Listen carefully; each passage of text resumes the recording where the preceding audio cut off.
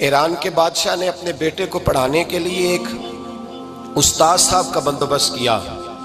استاد صاحب کو کہا کہ میرے بچے کو دین پڑھائیے، میں چاہتا ہوں کل اس نے عنان حکومت کو سنبھالنا ہے تو یہ دین سے آگاہ ہو جائے، اس کو کچھ سکھائیے، پڑھائیے۔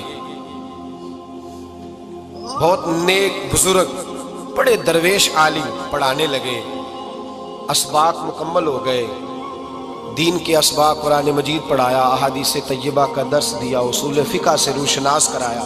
جب بچے نے مکمل تعلیم حاصل کر لی اور آمین ہو گئی، دستار ہو گئی، فارغ ہو گئے، تو پھر ایک دن استاد صاحب نے کہا بیٹے کل تم نے ضرور آنا ہے، کچھ بات کرنی ہے۔ شہزادہ گیا ملنے استاد صاحب سے، استاد صاحب نے کنڈی لگا لی، ہاتھ میں درہ پکڑ لیا، مار مار کے پورے وجود کو زخمی کر دیا، کوئی غلطی نہیں، کوئی بات نہیں، مارا۔ اب بچہ آیا آ کے بادشاہ سلامت سے کہا کہ ابا جی سمجھ نہیں آئی، بڑا مارا ہے استاد۔ تو سیانے تھے نا بادشاہ، یہاں تو قاری صاحب روز کٹہرے میں کھڑے ہوتے ہیں، مولوی صاحب آپ نے میرے بچے کو کیوں مارا ہے؟ آپ 8,000 کے مولوی ہیں، میرا کئی کروڑ کا بچہ ہے، سویرے بدل لیں گے، خبردار آپ نے بچے کو ہاتھ لگایا، اپنی حیثیت میں رہے معاذ۔ جو قومیں استادوں کو کٹہروں میں کھڑا کرتی ہیں وہ ترقی نہیں کر پاتی، جو استادوں کو کٹہروں میں روز کھڑا کرتے ہیں۔ کہا ابا جی بڑا مارا ہے، تو والد بڑے سمجھدار تھے، کہنے لگے بیٹا استاد باپ ہوتا ہے، وہ زیادتی نہیں کرتا، کوئی بات ہوگی، میں تیرے استاد کو کٹہرے میں نہیں بلاؤں گا۔ اماں سے بات کی، اماں کہنے لگی بیٹا میں تیرے باپ سے کیسے بات کروں، ڈر آتا۔ وقت گزر گیا، 22 سال بیت گئے، 22 سال گزر گئے، بادشاہ کا انتقال ہوا، شہزادہ تخت پہ بیٹھا، پہلا حکم یہ دیا کہ میرے استاد کو بلاؤ، پہلا حکم۔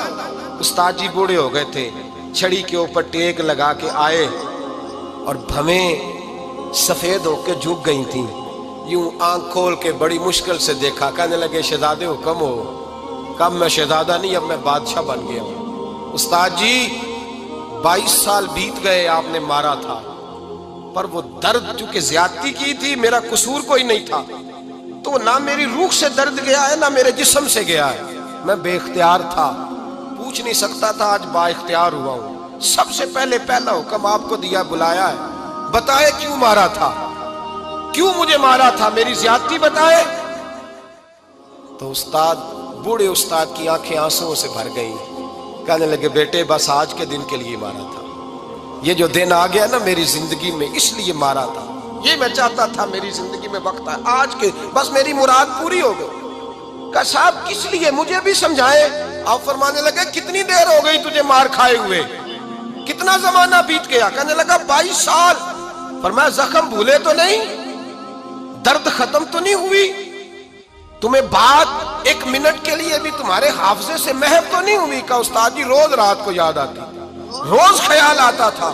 استاد کہنے لگے بھائی تو بے اختیار تھا، پوچھ نہیں سکا، 22 سال تجھے یاد رہا، مجھے پتا تھا تو ایک دن حکمران بنے گا، میں نے تجھے اس لیے مارا تھا کہ بیٹے یاد رکھنا، کسی پہ ظلم نہ کرنا، اگر تجھے 22 سال تک یاد رہا ہے تو جس پر تو ظلم کرے گا اسے بھی قیامت تک یاد رہے گا، اور یہ یاد رکھنا تو آج با اختیار ہوا تو تو نے مجھے بلا لیا ہے، قیامت کے دن غریب با اختیار ہو جائیں گے، مظلوم با اختیار ہو جائیں گے، وہ با اختیار ہوں گے للہ الواحد القہار، رب کریم کی بارگاہ کے اندر ان کا اختیار ہوگا، اکیلے اللہ کی حکمرانی ہوگی، پھر وہ بلائیں گے بڑے بڑے کج کلہ، دنیا میں جن کی پگڑیاں اونچی تھیں وہ سر جھکائے کھڑے ہوں گے، دنیا میں جو ڈکٹیٹر بنتے تھے ان کی پشتیں لال ہوں گی، ان کو غدار لکھا جائے گا، قیامت تک نہیں بھولے گا۔